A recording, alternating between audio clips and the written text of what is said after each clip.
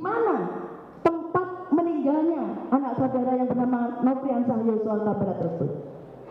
Pada saat itu tidak mendetail diceritakan. Pada malam itu, pada malam Sabtu tanggal 8 bulan Juli, hanya pada saat itu semuanya kami di dalam rumah dalam keadaan duka yang sangat berat, mendengar tiba-tiba begitu anak kami meninggal dunia. Sedangkan kami tahu selama ini di Jakarta ini dalam keadaan sehat.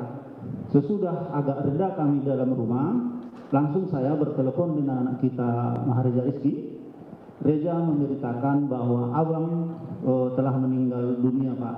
Di rumah kita panggilan si Joshua Prian, abang Prian sudah meninggal. Jadi kenapa, Dik? Saya belum tahu, Pak. Nanti saya kabari. Itulah yang dapat beritakan. Baik, jadi pada malam itu belum tahu di mana meninggalnya ya? Belum tahu. Sekarang saya ingin bertanya, kapan ya tepatnya saudara mengetahui bahwa anak saudara yang bernama korban Nofriansah Yosua Huta Barat itu tempat meninggalnya, dan mengapa korban tersebut sampai meninggal dunia? Pada malam itu secara singkat sudah di perjalanan, sudah reda kami semua. Kami diantarkan oleh teman tetangga untuk mengantarkan pulang ke Jambi. Kembali lagi saya telepon anak kita Mahareza Rizky. Di mana abang sekarang? Di rumah sakit. Bagaimana kok bisa meninggal? Saya aja, Pak, belum tahu. Itulah yang kami dapat.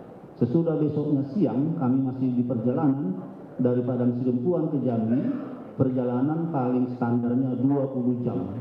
Jadi sesudah siang saya telepon lagi bahwa Mahareza Rizky mengabarkan lagi almarhum anak kita Yosua terjadi tembak-menembak. Itu yang dapat kami informasikan.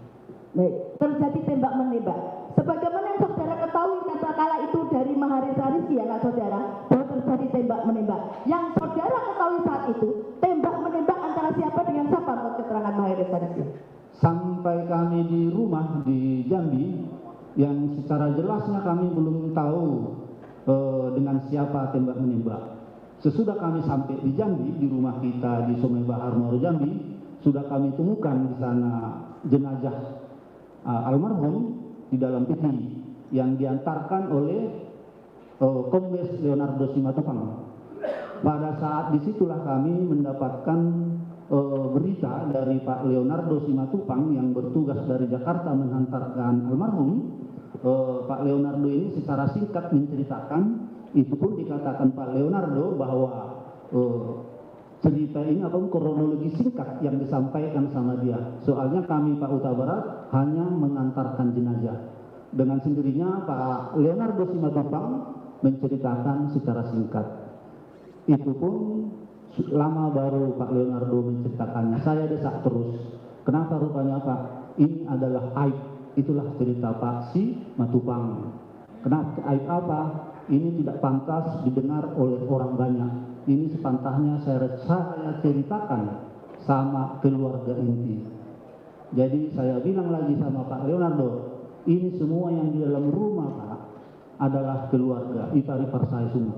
Ceritakanlah. Tidak pantas Pak untuk diceritakan didengar orang. Sudah saya bilang tadi Pak, ini keluarga semua. Ceritakanlah. Diceritakan Pak Leonardo lah secara singkat kejadian di Duren 3. Cerita Pak Leonardo sama saya bahwa pada tanggal 8, jamnya saya tidak tahu persis, pada tanggal 8 Juli 2022, sekembalinya Ibu Putri dari Magelang, tradisi di keluarga ini, di keluarga Pak Ferdi Sambo ini, harus isolasi mandiri dulu di Duren 3. Sambil menunggu hasil PCR, mereka singgah di rumah Duren 3. Oleh karena itu, Ibu Putri ceritanya masuk ke dalam kamar untuk beristirahat, menunggu hasil PCR. Dengan secara tiba-tiba, almarhum masuk ke dalam kamar Ibu Putri, hendak berbuat tidak senonoh. Jadi Ibu Putri menjerit. Akhirnya almarhum keluar dari dalam kamar dalam keadaan panik. Begitu di depan pintu kamar Ibu Putri, datang dari lantai atas si Bradae menanyakan kepada almarhum, ada apa Bang? Jadi si almarhum tidak bertanya, langsung mengambil senjata dari pinggang, langsung menembak si berada tanpa ada jawaban kata-kata. Terjadilah tembak menembak. Itu makanya almarhum meninggal dunia. Itulah pesan yang disampaikan kepada kami, kata Pak Leonardo pada saat itu.